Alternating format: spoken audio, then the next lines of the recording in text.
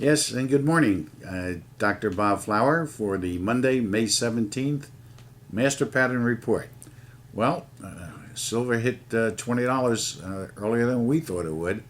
And oil has slipped and looks like it will continue down to around the $68 level before it bottoms out and starts back up again. The euro, as we discussed last week, it continues its down move, and the dollar seems to have pretty much settled. It did make somewhat of an advance, but it's looks like it's holding its own. We think the euro is due to rally off of a short cover, so watch out. I mean, everybody and his brother is short the euro here, and you just know that there's going to be a panic, and they're all going to get out at the same time and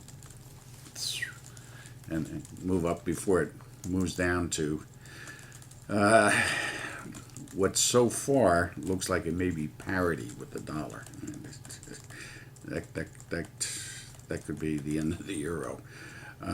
We see another move in silver coming this Thursday, the 20th, and the S&P will do some recovering this week. We thought it might have started last week, and it did just a little bit, but this week I think it'll be stronger to the upside for a while. We have received confirmation on the China bubble call from several key sources. This could be good short term for the dollar, but medium term and long term bad news, as it just throws a complete monkey wrench into the whole international monetary market. Now, the main question that people are asking me these days is there any chance that the big downturn that we're talking about will not occur? Well, the odds are really against a revival. I'll say this again. If the American public makes a strong move towards taking control of government and dealing with big business monopolies, yes, it can happen. But so far, aside from the Tea Party movement, that's not happening. Hopefully, something else will occur that will save our republic. However, as I see it, some of our liberal friends have got to kick in here and get real. Things are totally out of control, and we need an adjustment. I mean, even hardcore liberals are starting to ask some questions about what the devil is going on here. So I suggest that we open up a dialogue with all levels and types of thinkers, and do like the government does to us, and big business also. Make them the devil, not make us the devil. Okay, and take back control. Don't let them tell us. We tell them. Them telling us is socialism. Us telling them is democracy. Okay, that's the main difference. Well, here we go. This week we will be launching the Potentia Nation, a format for businesses, consumers, investors, and politicos. This will be a new model of American community. It will be the first of many similar communities all across the country, we hope. It will contain a number of very unique concepts dealing with making money, saving money, doing business, and yes, even helping others. Part of the format will be a methodology for eventually paying down the nation's debt and taking fiscal control of our governing bodies. Now, listen to what I'm going to tell you carefully and think about it.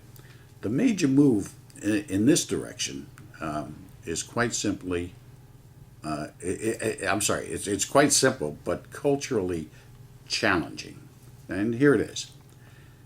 As many citizens as is possible take out life insurance on themselves and their families Then they dedicate most of the face value to a government body, a state, a city, or even a national government, as a no-interest loan. You can't give the money. You can only lend the money to your government. Interesting. In time, with only 15% of the population participating in this program, we can retire the national debt. Okay? I'm going to say that again.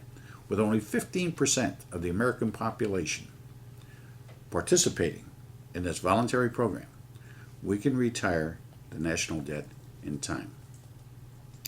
Our new website, thepotentianation.com, which we're launching this week, will give a great many more details and what it's all about and the various strategies and components of the system for helping people aside from this particular method of taking back control of our government.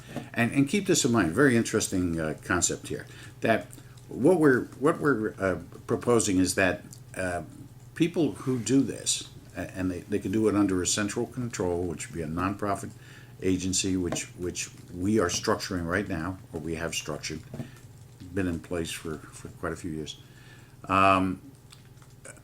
will then be able to use these policies as voting control with the various government agencies. So, for instance, if you wanted to write a policy for your city, let's say, and in time you didn't care for the way your city is being governed, you, through the association, through the nonprofit agency, would inform the city that this is not happening the way we have proposed it. We're withdrawing our support, and we're going to put our support someplace else. Another city, another county, another state, or even the national government. So that in effect, we have better control over the functioning of a government agency. Yes, I know you have a lot of questions. I know there's a lot of doubts. As I said before, this is culturally and politically challenging, except that it can be done, and it's not a big deal. It's dealing with one of the most absolute factors in human history, and that is that we're all going to pass on. So we have the ability and the intelligence, and many of us have the capacity to do this. And these policies can be structured in such a way that you eventually get back your money with interest, and the government gets the balance as it goes, as the policy increases over the life.